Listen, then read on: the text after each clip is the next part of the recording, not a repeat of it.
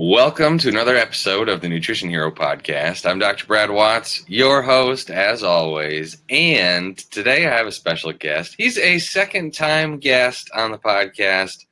This is Dr. Ruben Valdes. Welcome, doctor. How are you doing? I'm doing great, Brad. Thanks for having me again. Very excited to tackle on today's topic.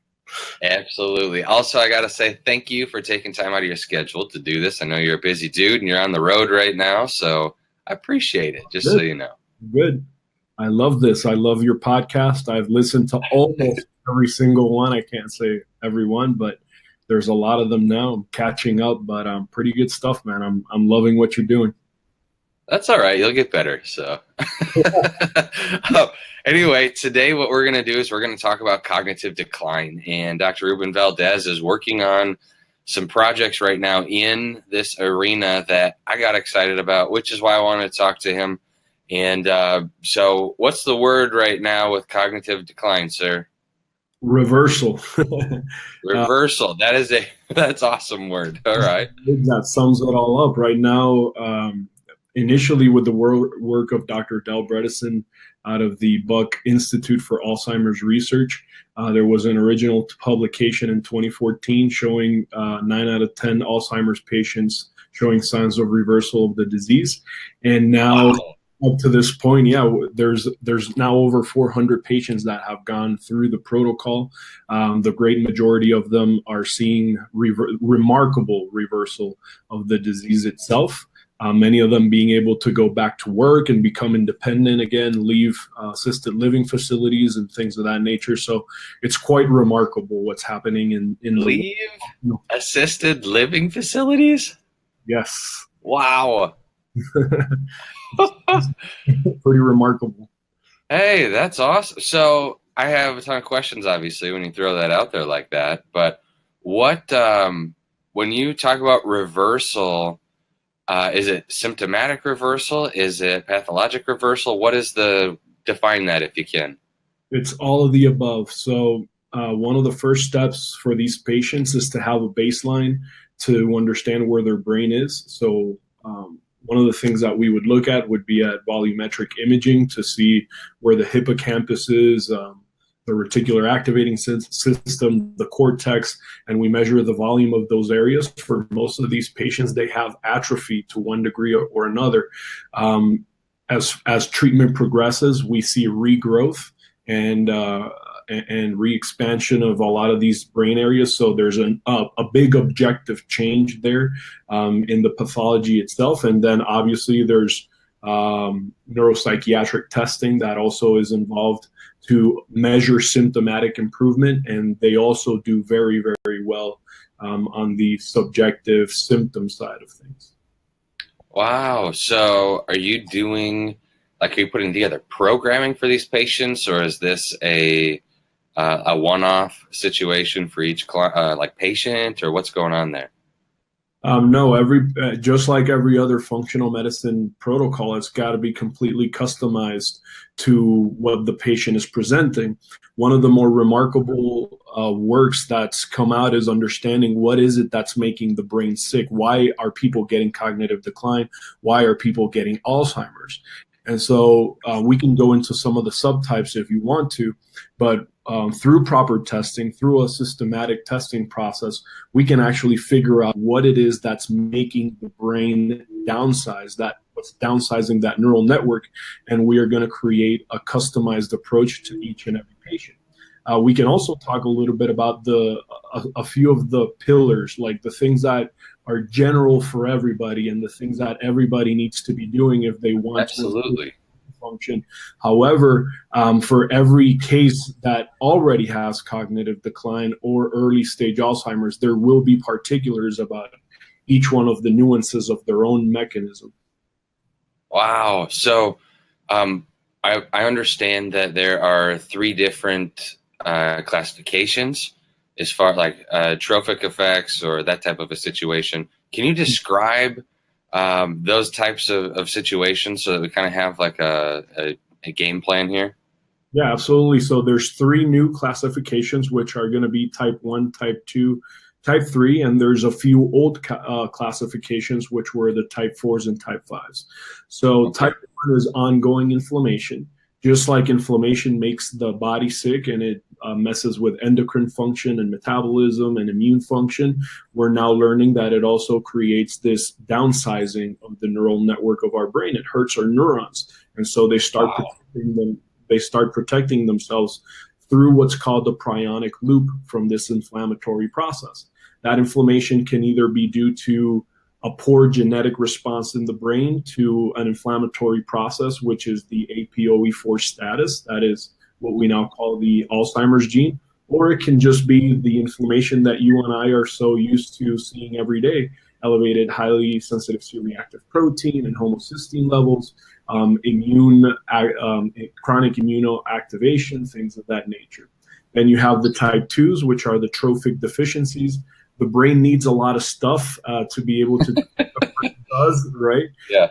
Anywhere from being sensitive to insulin and testosterone. It needs to develop neural growth factor and BDNF. It needs in a female estradiol and progesterone. It needs to have more zinc than it does copper. And so when these things start going off and the brain becomes deficient in a lot of these, we'll start seeing the same prionic loop, the same process. And in this event, the brain is protecting itself against deficiency. It's conserving itself. We'll also see type 1.5, which we see so prevalently now in type 2 diabetics. That's a combination of inflammation and trophic deficiency. Blood sugar, high blood sugar is very inflammatory to the body, so that will drive an inflammatory process, versus insulin resistance is considered a trophic deficiency. Put those two together and you have a deadly combination for the brain. Type 3 is kind of like the hot topic right now. That's the toxic illness, and that's divided between inorganic exposures versus biotoxin. And in the inorganic, the four that have the most research are mercury, lead, aluminum, and cadmium. And then on the biotoxin side, we have mold, which is huge right now. And also for those of you that live up north where there's deer, Lyme disease because of the tick bites. We'll also have 4, which is an older classification that's vascular, so small vessel disease of the brain, atherosclerosis of the brain, and ultimately type 5, which is traumatic, people that have had repeated head trauma. Will also see the same prionic loop that ultimately leads to Alzheimer's disease. Wow. So one of the things that you said in there that I want to pick out for the listeners is that you said protective mechanism. That struck me when you said that. Can we talk about that a little bit more? What are you talking about when you say protective mechanism? Right. So it used to be believed that the pathophysiology of Alzheimer's was that one day, you started building these amyloid plaques and these tau protein fragments in your brain, and that this was in fact the cause for your Alzheimer's disease. And these plaques are bad, they're terrible, get these proteins out of there, this is what's making you sick. What we're now learning is that these hallmarks of the disease are actually not the cause of the disease. They're actually a neuroprotective response against the actual things that are making the brain sick. And so in our approach to health, both you and I know that the body is a self-healing, self-preserving, self-protecting mechanism. And what we're now learning is that these amyloid plaques and these proteins are a response to deal and protect the brain from a lot of threats that the brain's receiving either metabolically or toxically. Wow. So that's amazing, because that, just in my opinion, that shifts the treatment from we're smarter than the body, let's fix this garbage, to hey, it's down regulating and protecting itself, we need to figure out how to make it flourish again and blossom. Yes. Oh my gosh. Okay. A little frustrating for me. Some news that came out recently was the fact that I'm sure you saw it. Bill Gates is putting all of this money into Alzheimer's research, and I was excited. I'm like, wow, okay. So he's probably been reading the literature, all this stuff that's in the forefront right now. And I became very brokenhearted to hear that most of the research is going, and most of the money is going into research for amyloid removing medication. And that is a path that we've already been down. There's been major trials already by companies like Merck and Eli Lilly and Pfizer for drugs that remove amyloid successfully from the brain.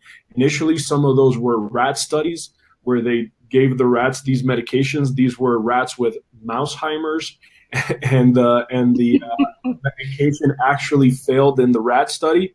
They got sicker, and ultimately they decided to ignore those findings and move it into a human trial. And the first study was 1,700 people, all with early or mid stage Alzheimer's disease. Yeah.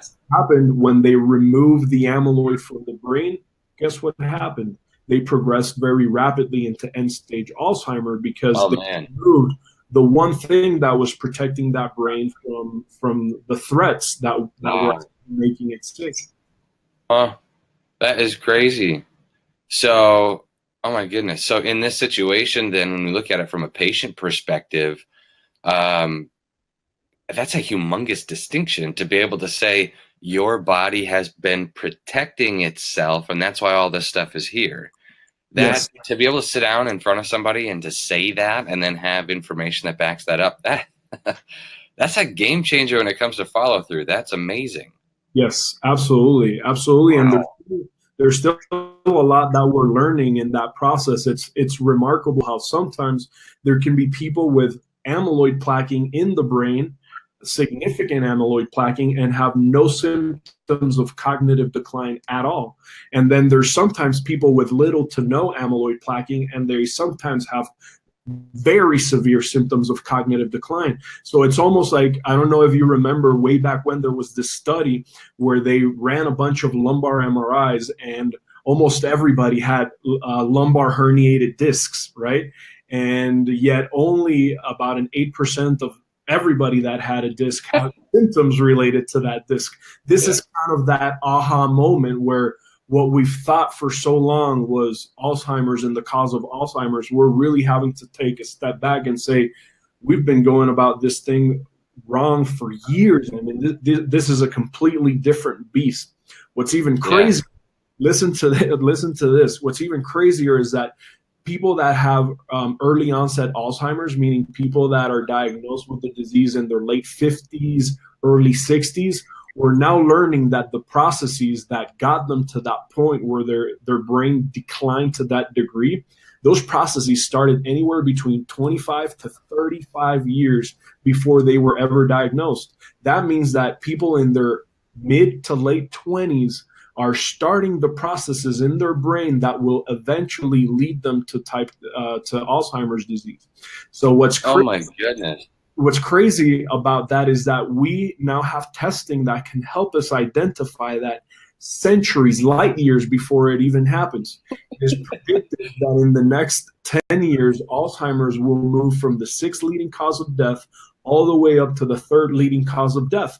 And what's crazy to me is looking at the current healthcare model, how it's so reactive, right? Oh, well, we'll just have to wait for all these millions of people to have degenerated brains, when right now, today, 2017, we have tools and weapons and testing that can help us prevent the majority of those cases, which is kind of beyond me why we're not reading about this every single day on, the New York Post and here and there, and it's on CNN every single day. It just drives me insane to see that this is the way that we're going.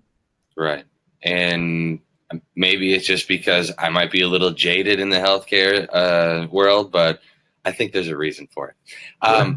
What I want to do is I want to talk about genetics a little bit. You had mentioned APOE, and I know that there are different classifications on just because you have APOE positive doesn't mean that it's destined for you to have Alzheimer's and all that kind of stuff. I'd like to talk about that a little bit. Especially as genetic testing becomes more and more commonplace, like in the marketplace. Yeah. What's been your experience with that, and what do you know as far as being able to talk about classifications? Well, that's an awesome question. I love that question. So here's what we know. There's three statuses about APOE. You can be either APOE2 status, APOE3 status, and APOE4 status. Just a very brief background. We're now learning that all of us as a species, 500, 600, 700 centuries ago, we were all APOE4 positive before, and it's believed, it's theorized that all of this happened before fire, right? Before fire, before we could cook our food and kill the bacteria that was in our food. APOE4 helped us with infections that would come into our body frequently. It would protect the brain from some of these infections. APOE codes for a lipid in the brain that modulates an immune response. And so people that are APOE4 positive, it's almost like a switch that keeps the immune system very active and very almost in high guard and high response all the time. As we've seen an evolution in our genetics, most people have now moved into an APOE3 status, which provides for better immunomodulation in the brain. It provides for a better or a decreased inflammatory cascade in the brain itself. And so what we've learned is that, surprisingly, people that are APOE4 positive are the ones that tend to do the best under the protocol, under the treatment, because they are the only ones that are monomechanistic. They are the only ones that are a single pathway, right? Which inflammation in the brain, versus almost everyone else that does not have a genetic component. For them, it can be a combination of biotoxin and trophic deficiency and some other inflammatory pathway, or maybe a little bit of vascular stuff. So it becomes more complex. For the people that are basically genetically predisposed, they tend to do the best by doing the things that help decrease that immune response, that inflammatory response in the brain. So statistically, we know that if you are heterozygous for APOE4, you have about a 16% increased risk of developing the disease if you don't do anything about it. And if you have a homozygous mutation, or both copies are mutated of the gene, we then know that your chances can be as high as 60%. So 60%. Wow. Yeah. So I'm a huge advocate right now of having people tested who have family members that have had Alzheimer's, because I had a kid the other day from LA, went to school with me when we were young, and he saw some of my work online, and he calls me. He tells me, dude, I want your help. My dad is dying from Alzheimer's. He's already like late stage. So I was told that nothing can be done for him, but I want to help myself not get to the point where he got to. So we tested him. He did turn out to be APO4 positive. He's in his mid-30s, and he's now doing a lot of things that are helping him prevent the disease. One of the things that he told me was that he's not only really happy that he's working towards prevention, he told me his cognition currently at 35 years old has improved significantly. And he compares it to when he was like 16 and 17 years old, where he felt very sharp. He learns quicker. He recalls things quicker, which is pretty remarkable in my opinion. That's awesome.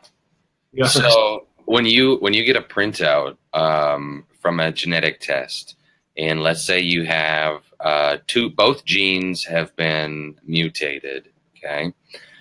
Sometimes it'll say APOE status, it'll say 3 out of 4 or 3 over 4. Sometimes it'll say 4 over 4, which is what you're talking about.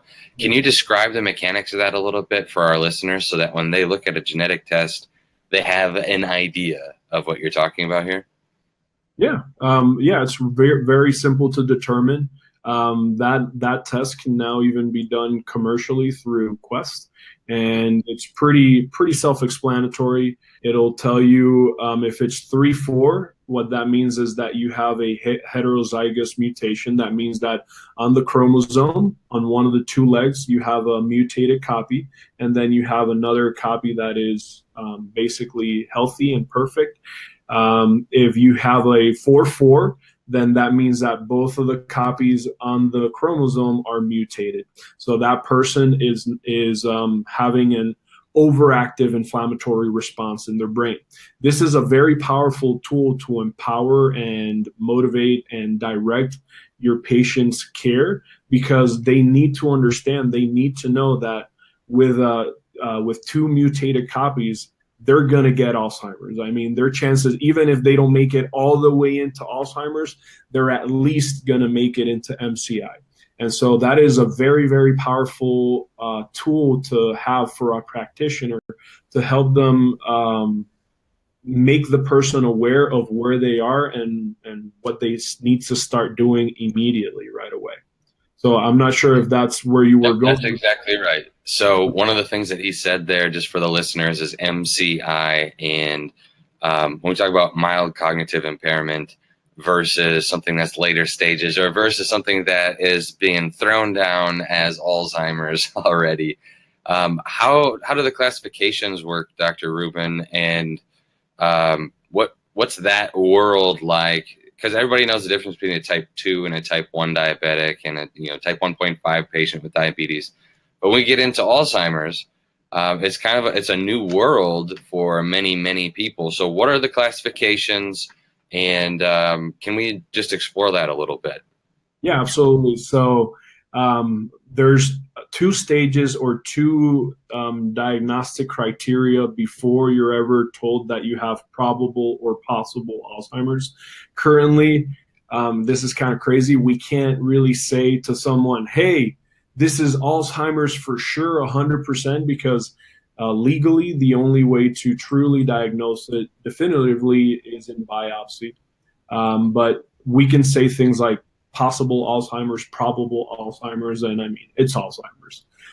So here's the thing. There's SCI, which is subclinical cognitive impairment. This is a very early stage of this process. And what's interesting, I was reading a study that shows that on CSF evaluation, when they do a spinal tap, even people with SCI, very early stages, in some of these patients, you can find the presence of amyloid plaques and also tau proteins in the CSF, sometimes 30 years before they're ever diagnosed with Alzheimer's. The hallmark of SCI, it's kind of nuts. The hallmark of SCI, and you would also start seeing hippocampal volume diminishing in these patients too. So the hallmark for these patients is that they themselves feel like their brain is no longer where it needs to be. So kind of like the classic thyroid patient who feels foggy, who feels kind of forgetful, who becomes slightly disorganized, maybe a little bit decreased affect, changes in mood. And so for many people, they just kind of brush it off like, oh, I'm getting old, I'm just aging, whatever, and sadly, unfortunately, they are now in the grips of a progression. That's not going to get better unless you do something significant and dramatic about it. However, since there's this kind of weird energy around memory loss, there's this taboo of people confusing it with like being dumb or something, or not wanting to be judged. Most people are going to stay quiet about it, and they're not going to share it with anybody.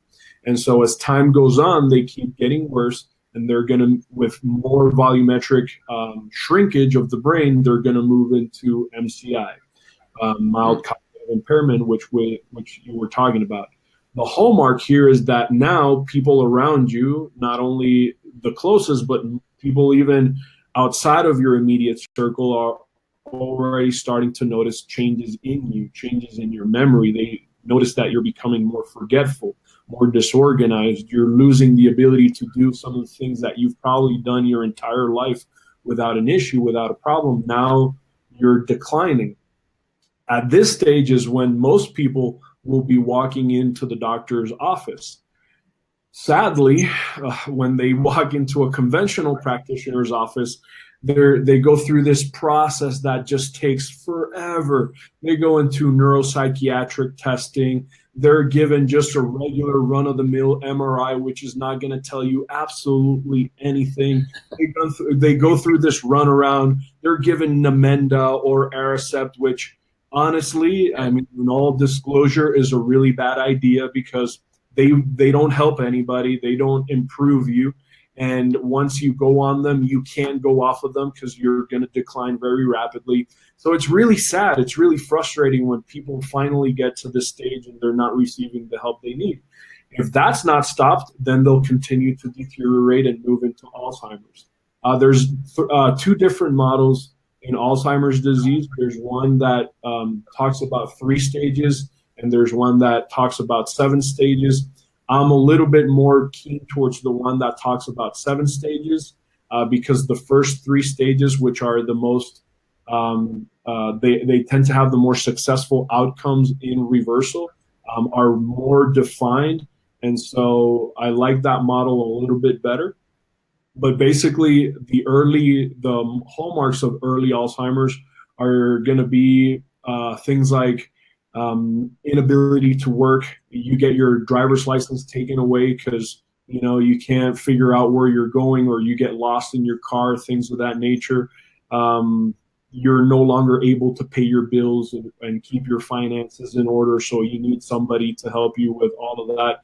At that stage, most of the time, it's your family that's taking care of you. You're still not at the point where you're severe or dangerous enough where you need to go into assisted living. And as that continues to move forward, people get to stage 4. Stage 4 is kind of that gray area, maybe, maybe not. At that stage, people start losing the ability to dress themselves, which is a very basic function. Stage 5, they lose the ability to feed themselves, which is a very primitive function.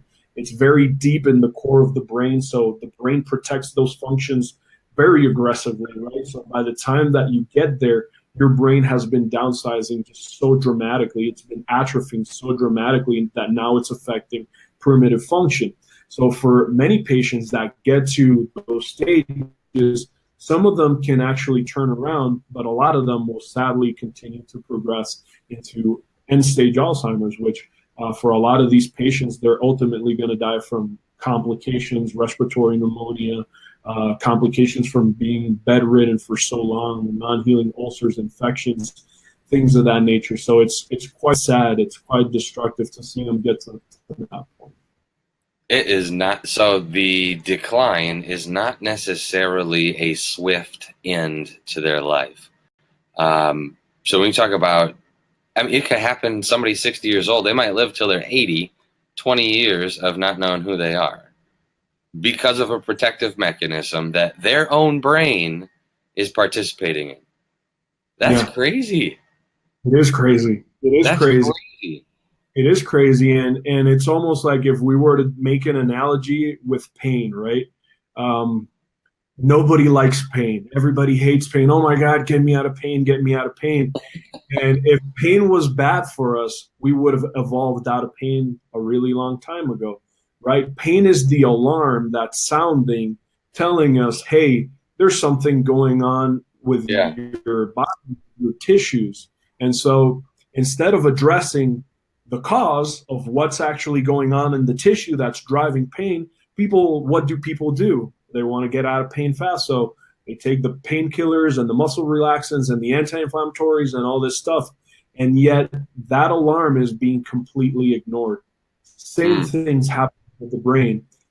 This mechanism, this becoming forgetful is the symptom, is the alarm that something's going on in here.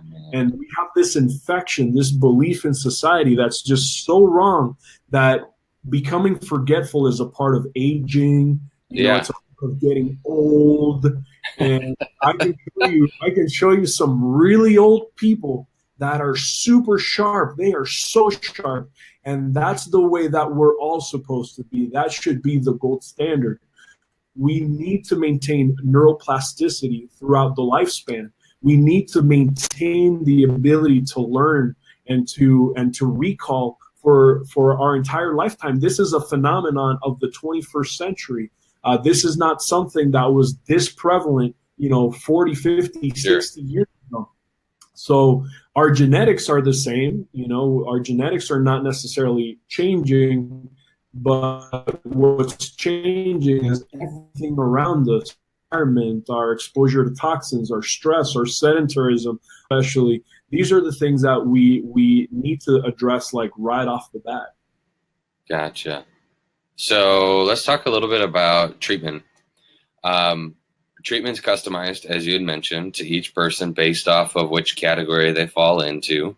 And part of that's the genetic category. Some of that is also looking at their experience, I would imagine, the life that they've been living. And like if they're a dentist drilling on teeth all day since 1960, I'm sure that you're going to be looking for the heavy metal toxicities and all that kind of stuff versus a farmer who's, dealing with plants and molds and all this stuff all the time. So obviously treatment's going to differ depending on the patient, but what does it look like from an action, from a family perspective? I understand that it's a family situation. It's a family treatment plan. It's not like, hey, get my dad better. It takes a team is what you're saying. Yeah, it's more like, what do I need to do to get that better, right? Okay. So absolutely, it's a family treatment plan, and there's about 7 pillars of care. These are the things that everybody needs to do to get started without addressing the specifics. One of them, and the basic one, is mild ketogenesis. So going on a ketogenic diet, basically switching the brain's fuel source from glucose to ketones. Ketones are like jet fuel for the brain, so they can drive neuronal activity, and they can also stimulate the regrowth of neurites, of axons and dendrites. We talk about mild ketosis because there is harm to moderate to like high ketosis. So we give a ketone meter to every patient, and that should be measuring between 0.5 and 4.5. We also talk about high intensity interval training. High intensity exercise is now heavily linked in the literature to BDNF, which is brain derived neurotrophic factor, is one of the hormones that stimulates the growth of neurites, and it helps rebuild the brain. Also, cognitive training, we use different types of software. There's a couple of them that we do prefer because they not only train and stimulate the brain, they also measure progress, and they give you like really awesome, very well evidence-based outcome measurements of memory and focus and recall and speed and ability to learn. And we're always getting graphs that tell us how that patient is improving or progressing. Yeah. There's also 12, 14, and 16-hour fasting as a tool to help with the ketosis. So fasting is very important, especially initially, to help build that ketotic state. Sleep, making sure that they're getting at least 8 hours of sleep every single night. And for some of these patients that are progressed, that is a challenge because they do experience sundowner syndrome and their adrenals are kind of all over the place. So you do have to do a lot of back end work to fix that problem. What else? Those are just basically some of the foundational things that we would start off with. From there, we start building on the customization. So the type of supplementation that they're going to be requiring, the type of mechanism that we're going to be addressing, and the systems that are involved in that mechanism that we need to start building upon. Those are basically the foundational aspects of treatment. So, question that I would have is are you, because of the nature of the follow through in that type of a situation, because of how intense or how wide the scope is of interaction that needs to happen, has there been a definitive protocol, or has there been a definitive mechanism where practitioners, doctors can take and they can say, all right, here's how I help develop a treatment plan for this patient that has Alzheimer's, versus, there's 57 things to do and every patient does all of them.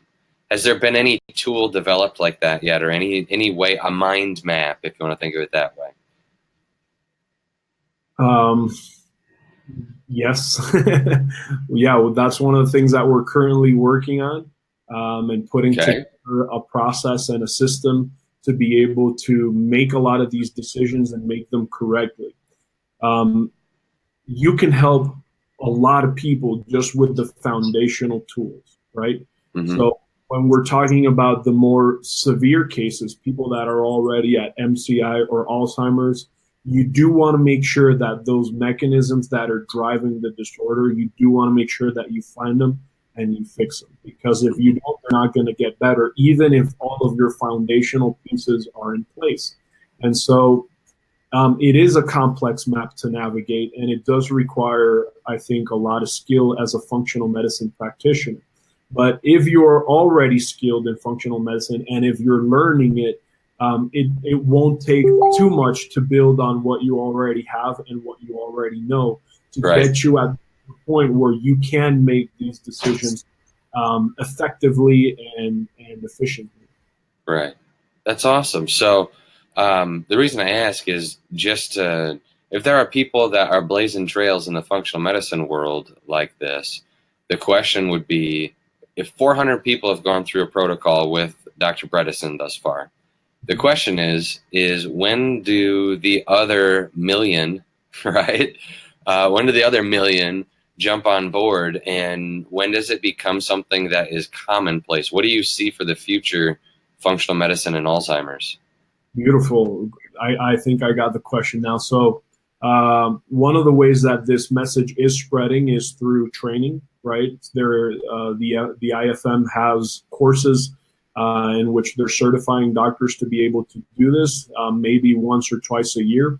Also, the MPI Institute is also doing some of this work. So there are more and more doctors learning how to do this through training and certification, but still just having the clinical basis for it, I think it's not enough. It's important to, like you were saying, have a complete mind map, a process in which we can show you how to,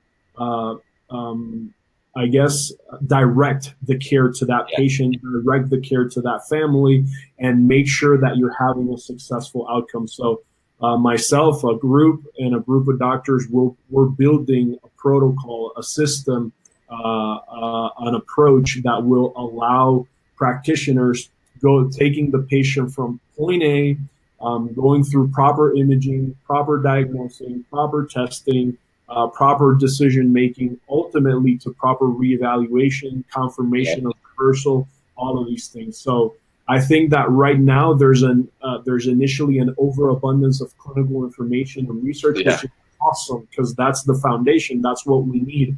But how do we inject that into the market in a way that we can put it in everybody's hand? And that's kind of what we're working rigorously on at this time, to be able to kind of create a mainstream process for doctors to be able to have a turnkey system in their offices. That's phenomenal, because I look at it and I go, all right, it's one thing for researchers to know about this stuff because they're paid to know. That's the thing, right? And then it's another thing to be able to take the doctor that's on the street corner or the doctor that's in the small clinic, MD, DC, DO, whatever. It's another thing for them when they got a busy calendar to sit down and say, I have an idea, right? And I want to show you how to implement it, patient, in their 14-minute visit. So when I look at that, I appreciate the work that you're doing in the background right now, because I think that laying out the foundational structure for people to step in, and just like if you can drive a car, you can basically drive any car, right? And I feel like functional medicine's the same way, where if you know how to treat a very specific type of case in functional medicine, no matter what it is, if the language is similar and if the labs that you're looking at are similar, you can step into another situation and you can say, all right, this patient has a different diagnosis, but it's the same structure, it's the same follow through, because it's the same language. Do you see what I'm saying? Yeah, absolutely. It's the same vehicle and it's the same understanding, asking questions. Gotcha. So that's what I'm excited about, because if you can take this, and I think Dr. Bredesen called it $1 trillion shift. I'm just going to call it $1 trillion secret, because nobody knows about this, man. This is crazy, because if this is something that's you can demonstrate, not just in the clinical literature, but in somebody's life. Like, it's one thing to be able to say the research shows, but it's another thing to be able to say, hey, you should call Bob and see what he thinks about it. Do you know what I'm saying? Right. And I think that that's where the story is going to generate the movement. I think that it's going to be the changed lives of people, the changed lives of families, that they finally have an opportunity to put their foot down and do something rather than just sitting there and watching the house burn until the guy passes away. Yes. And I think that in itself is awesome. Obviously, the science needs to be there, the research needs to be there, but I'm just saying, what happens when the news media gets a hold of a group of people that have been, reversed, had their life changed, all because some doctor took the time and spent attention on the details? I think that's phenomenal. So I just had to tell you that. It's a driving force, I think, right now in healthcare. And if you see the model of healthcare that has been participating in Alzheimer's research and Alzheimer's treatment, over 200 pharmaceutical medications, from what I understand, over 200 that have all gone into the marketplace with claims, and then zilch, zero effect. Yeah. Yeah, I mean, and think about all that money, man. It's crazy. It's crazy because it's money that's gone down the drain for something that for a long time we've known it's not a monomechanistic disease. You can't hit it with one agent and hope things are going to get better. We need a silver buckshot. We need something that addresses a lot of different things at the same time, and that's what functional medicine is in its essence. It's a tool that allows us to hit a lot of different mechanisms. So going back to what you were saying about that $1 trillion shift, that is without a doubt the key. It's providing these clinical outcomes in our own individual practices, having these testimonials, documenting the changes between the initial volumetric image to the post, having the recording of the person the first day that they were in your office, and going through an MMSE with them, a mini mental status exam, and showing how their brain is working the minute they walk in through your door, and then having them come out a completely different person. This is what I'm seeing happen in my office right now, day in and day out. And at this stage, I've done zero to little marketing about this. It's all been word of mouth. People just saying, hey, my mom's getting dramatically better, go get to it. And people are getting to my office, and they don't even know how they got to my office. They're like, I have a friend of a friend, and the cousin of the brother told them that you're doing this type of work. And ultimately, that's really what we want. That's really the way that we're going to impact community. We have a tool right now in our hands. It's like this really fancy, Lamborghini, and we have it there, and it can absolutely transform the world. It can help us eradicate this disease from society in its entirety. We can get rid of this thing, and yet it's there, and kind of seeing it, and we're playing around with it. We want to make sure that when we put into motion, it's understood and perceived in a way that it can quickly accepted and grasped by the patient base that needs it. And that's kind of been that initial threshold that needs to be broken, because people are hearing a narrative that's very different from what every other doctor is telling them, right? And so how do we make it compelling enough for them to take that step, to be able to be willing to hold onto our hand and move forward? And that's why the testimonials, that's why outcomes, and that's why the imaging, all of these things are tools that we want to have in place to make it very easy for somebody to move into that space, into a space where they're ready to save their brain and to save their life. That is amazing. I think, how far away are you, do you think, from having a mind map, so to speak, or a way forward for clinicians? How far away are you from that type of a situation where it's something that's consumable to the professional? Well, I've been researching this now for 4 years.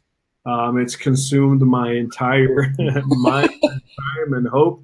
So I think that we are 90 to 95% there. Awesome. I think it'll be rolled out very likely end of January, early February. And Really?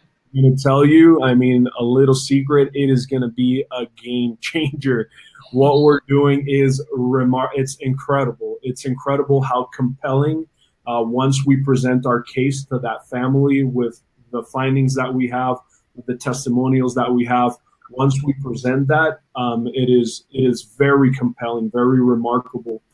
And these families are now understanding that there's no other way. There's no medication. There's nothing on the horizon. There's nothing. There is nothing other than this that can be done for somebody to ever hope to have a reversal of a disease that is so devastating, so horrific, so mutilating to the quality of life of a person.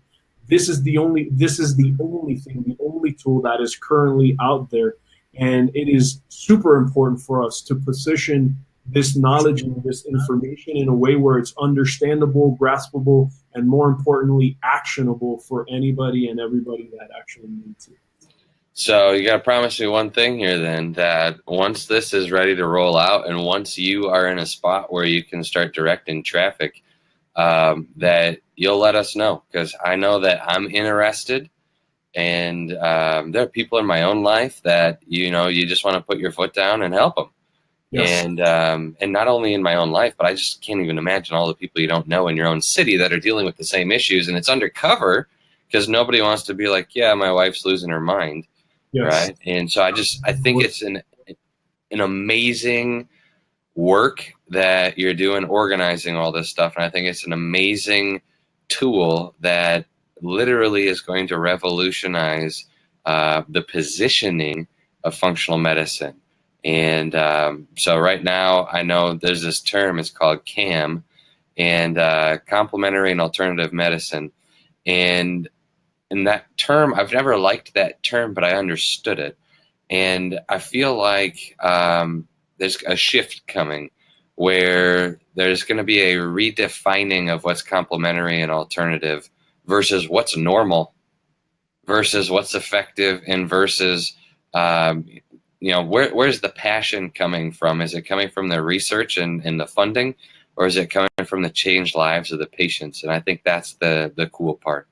Absolutely. And I think you're 100% right on that. So far, the king in medicine has been the double-blinded RCT, and there's no way that you could ever put an approach like this under a study because it's so customized. And as humans, as people, we are not double-blinded, randomized control study eligible because we're all so different. We all respond so dramatically different to everything, to environment, to food, to stressors. Our genetics respond differently. And so there is a shift, and that shift's already happening. And what you're saying is right on. It's going to become an even bigger shift in understanding that ultimately what needs to be dictating the care that we provide is the outcomes in our patients and the transformation in their lives versus a minimal statistical difference between one drug to another. Because ultimately, when you take that to the impact that it's having in a patient's life, sometimes it's minimal to non-existent. Sometimes they're actually getting worse. And this is real. Both you and I see this clinically every single day.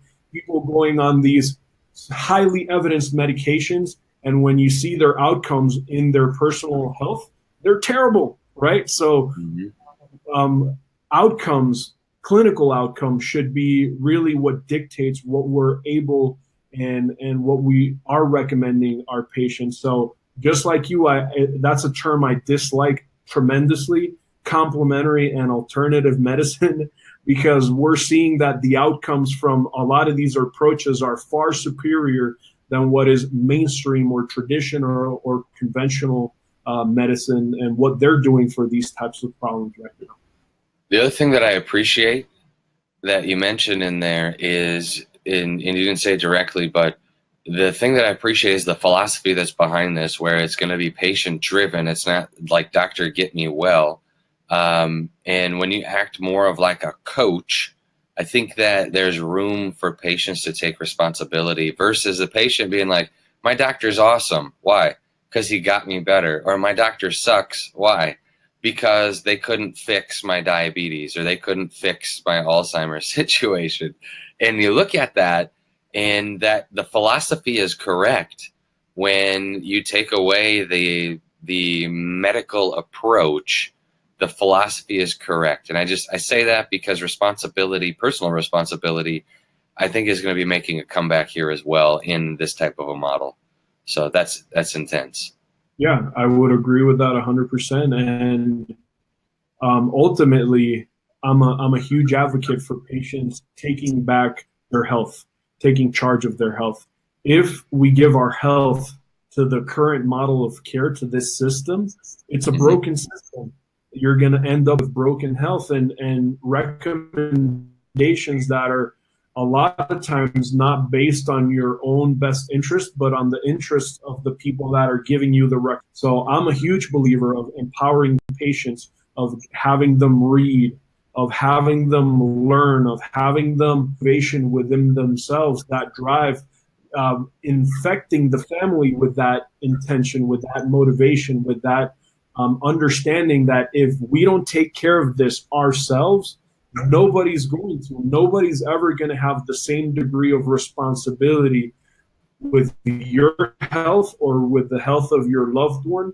Then it's like your money. You're going to take care of your money as good as you. So if you take your money and you give it to somebody else in the hope that they're going to, take good care of your money, you're fooling yourself. The best person to become educated and responsible and mindful about managing your finances is yourself. So the same thing goes to, we need to become empowered as people, as a society, as a country, to the point where we're now becoming responsible for managing our own. Even to take that a step further, managing your own healthcare. But it's like the thing that I appreciate with the planning that you're putting together, and I hope you guys get this, doctors that are listening to this, is that what's happening is Dr. Ruben has been describing for almost an hour the way to customize a lifestyle for a patient, the way to customize it, and the way to implement and recognize that it's not his responsibility to implement the lifestyle. It's the patient's responsibility to implement the lifestyle. But there's a key here. The key is that he is coaching them. He's motivating them. He's inspiring them to take that action and implement it. And I think that message cannot be shouted loud enough or from a high enough peak, because that is the only way that not only functional medicine continue to flourish, but that's the only way that your patients are going to flourish, exactly what he just described. And so I appreciate that. What's the most exciting thing for you, doctor, in this field right now? Wow. Well, the first thing that's most exciting to me is the outcomes.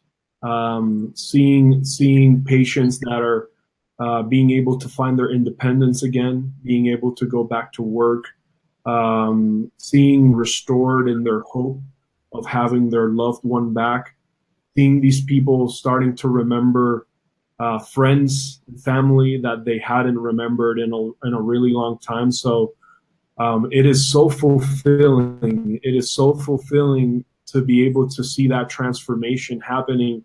And it's almost like a little sense of pride in knowing that these people have been kind of put aside by society. They're being put away. As we don't even want to, know about you or deal with you. Having that secret, that tool that can assure them that they can get their life back. Man, this is such a game changer. So that's something that I'm really excited about. I'm also very excited right now because I'm learning a lot about mold, and a lot of the approaches right now, you've probably seen them, like the Richie Schumacher approach to mold, and a lot of them are really like farm heavy.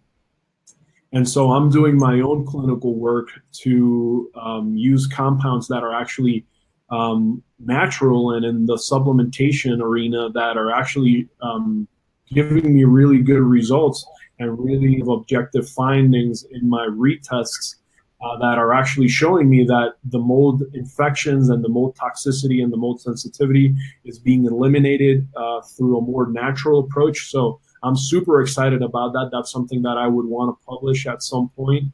And just, I don't know, there's just so much. There's a lot of stuff on hormones that we didn't get to today. And that's also very challenging because a lot of that work is now being done through hormone replacement therapy. And I'm very curious and very interested in maybe helping these patients in figuring out why their hormonal pathways are all over the place, in the first place. So Right. there's a lot of stuff that I'm super excited about right now.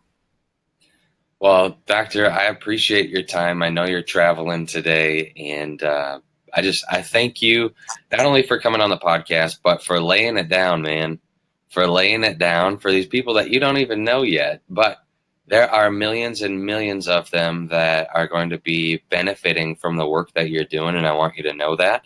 And if I can do anything to help you get the word out in this, something that is this dramatic of a shift in a culture, I will do that. You just let me know. So that is phenomenal. I appreciate you being here with us today.